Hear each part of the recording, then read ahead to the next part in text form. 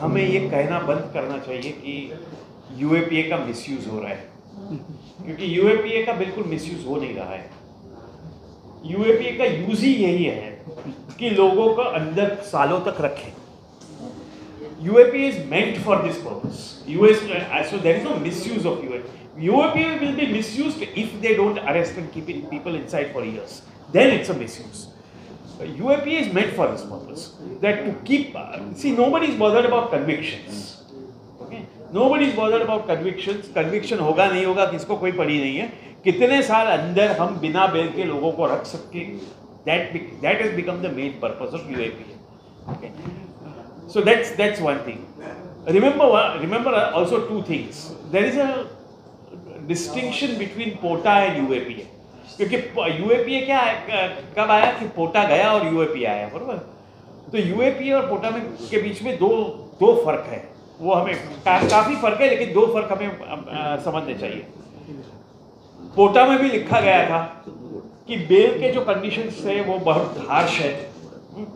पोटा में भी पोटा के बेल के कंडीशंस भी बहुत हार्श थे कि आप unless there is some prima facie evidence etcetera don't release a person on bail. So normal provisions bail के नहीं थे, हार्श कंडीशंस थे।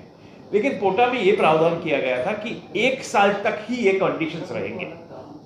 1 साल के बाद नॉर्मल बेल के कंडीशन लगेंगे। ये एक प्रावधान।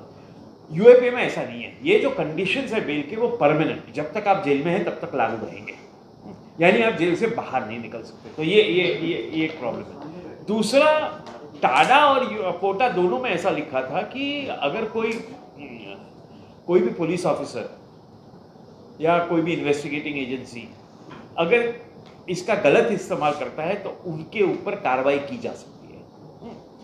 ऐसा यूएपीए और पोटा दोनों में प्रावधान था।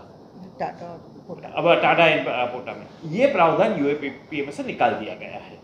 यानी आप मिसयूज करो तो भी आपके ऊपर कोई एक्शन नहीं ली जाएगी, ये गारंटी दी गई है प्रोसिक्यूशन इन्वेस्टिगेशन को। तो ये हमें बात ध्यान में रखनी चाहिए। तीसरी बात, बेल मिलने की जो मुश्किलात है प्रशांत ने बताया ही, लेकिन उसके साथ 1-2 और पॉइंट है क्यों मुश्किल हो जाता है बेल मिलना। यूएपीए में लिखा गया है कि, और साथ में एनआईए में भी, एनआईए को हमको साथ के जोड़ के ही देखना चाहिए कि जो विटनेसेस, क्योंकि पहली बात आप ध्यान में रखिए कि कोर्ट ने निर्णय दिया है, सुप्रीम कोर्ट ने बटाली के केस में, कि जब बेल के समय प्रोसिक्यूशन क्या कहता है वही हमें देखना पड़ेगा। डिफेंस क्या है वो हमें उसमें नहीं जा सकते, तो प्रोसिक्यूशन क्या है वही देखना पड़ेगा। अभी यूएपीए और इसमें एनआईए में ऐसे प्रोविजन है कि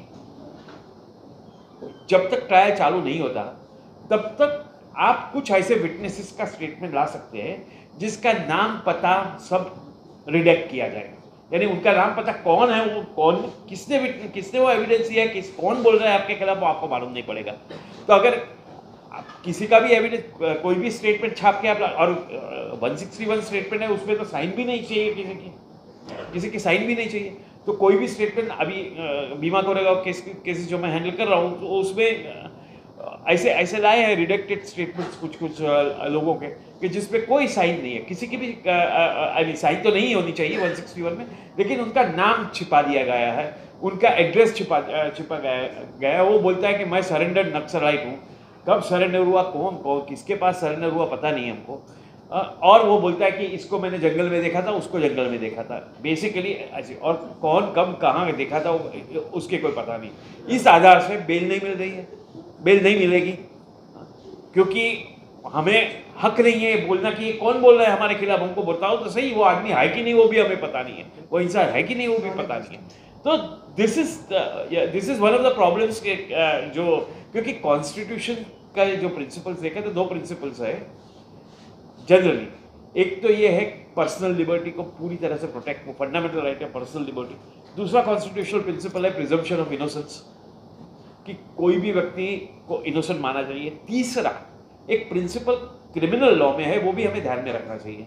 एक क्रिमिनल लॉ जो 1860 में आया, इंडियन पीनल कोड 1860 में आया, बाकी के भी पहले ही आए थे, एविडेंस एक्ट वगैरह, एविडेंस एक्ट भी तभी का है। उसमें एक प्रिंसिपल है, वो प्रिंसिपल क्या है, वो ब्रिटिश को भी रियलाइज हुआ था सिर्फ अपने के हमारा नहीं है, वो ब्रिटिश को भी रियलाइज हुआ था कि पुलिस को दी हुई कोई भी माहिती, पुलिस उसे हम एविडेंस नहीं मानेंगे। उसके आधार सेक्शन 27 करके है कि उसके आधार से किसी को भी आप कन्विक्ट नहीं कर सकते। क्यों? क्योंकि वो भी जानते थे कि पुलिस टॉर्चर करके कुछ भी लिखवा लेती है, कुछ भी लिखवा लेती है। उनको भी एक 150 साल 170 साल पुरानी बात है, ये आज की बात नहीं है, और वो आज तक चला आ रहा है कि पुलिस कुछ भी लिखवा लेगी किसी से भी। अभी पुलिस कुछ भी लिखवा लेगी, वो कौन लिखा है उसके स्टेटमेंट हम देख नहीं सकेंगे।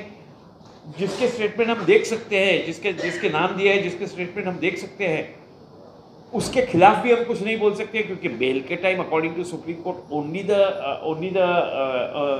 Only the prosecution evidence has to be looked. तो किस तरह से बेल मिलेगी? और तो ये एक बहुत बहुत बड़ा प्रॉब्लम हो गया है।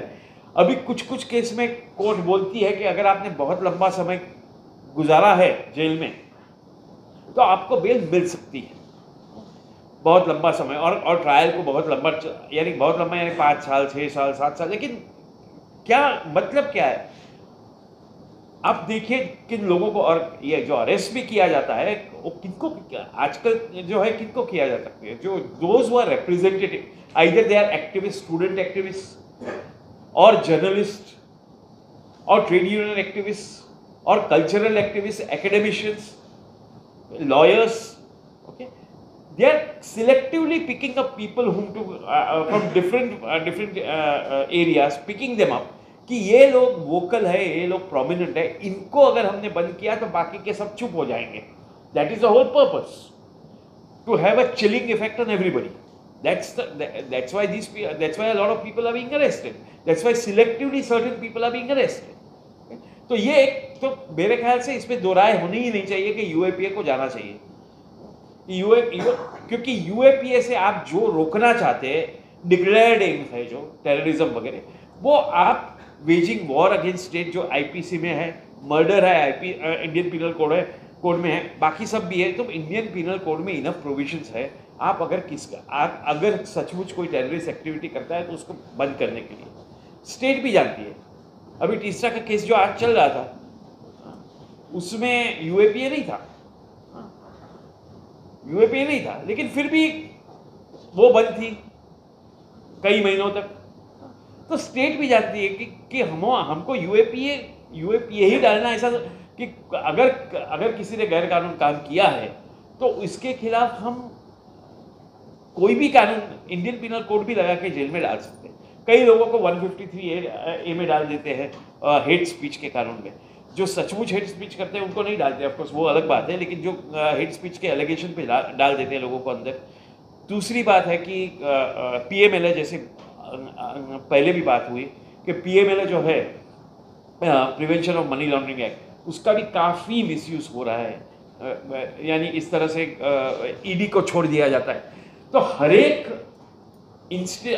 एजेंसी है, जो पुलिस हो, सीबीआई हो, ईडी हो या एनआईए हो, वो हर एक agency are only at the moment behaving as it was said, puppets and as instruments directly under the control of the central government. I mean that's what has happened right now, okay, and that's a very very dangerous thing for the, मैं ऐसा नहीं कहता कि पहले misuse नहीं हुआ है, पहले भी मिसयूज होता था, कौन सी भी गवर्नमेंट हो मिसयूज होता था।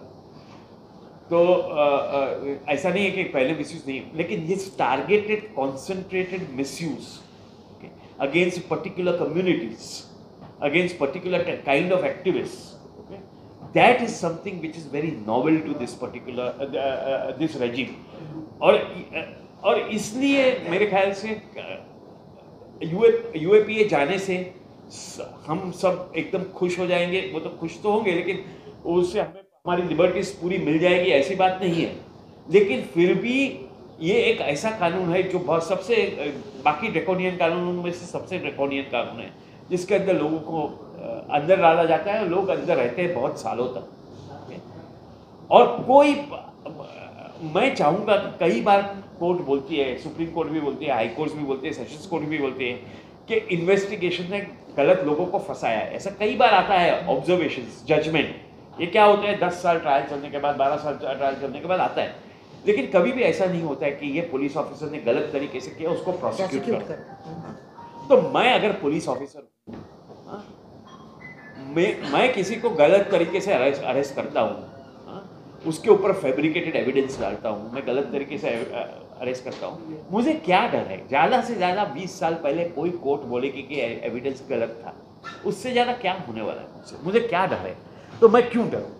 और पहले क्या होता था कि पहले के ज़माने में जैसे फ़ोन्स चालू हुए, मोबाइल चालू हुए वगैरह, तो पहले उनका ट्रिक क्या था, टेक्निक क्या था? पहले टेक्निक ये थी कि आपका फ़ोन हैक करे या आपका ईमेल हैक करे। यानी क्या करे कि आपका फ़ोन में आप क्या बात कर सकते हैं वो सुनते हैं, या वो रेडिया टेप्स में हुआ वगैरह जो हुआ ना कि आप क्या बात करते हैं सुनते हैं। या ईमेल हैक करे, यानी क्या करेंगे वो कि आप क्या ईमेल भेज रहे हैं, क्या आपको आ रहा है वो देखें। That is surveillance.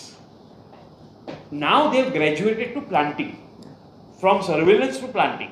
That is what has happened. That is what we are trying to show through the Arsenal report, that they have now grown up. Okay? सिर्फ हमको देखना नहीं आप क्या कर रहे हैं, हम तय करेंगे कि आप क्या कह रहे हैं और हम उसको यूज करेंगे. That is what is happening now. And so I just want to say that I see no option but for a democracy to survive, laws like UAPA should have no place in the law books and they should be repealed immediately. That's all. खबरों में बने रहने के लिए forum 4 को subscribe करें और notification पाने के लिए बेल आइकन दबाएं.